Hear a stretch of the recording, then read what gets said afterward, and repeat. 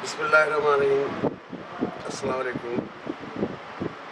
सजणो जीअं त ही असीं हिन वक़्तु कराची में स्टूडियो ऑडियो लैब में वेठा आहियूं इरफान साहब सां गॾु ऐं हिन वक़्तु अलबम पहिरियों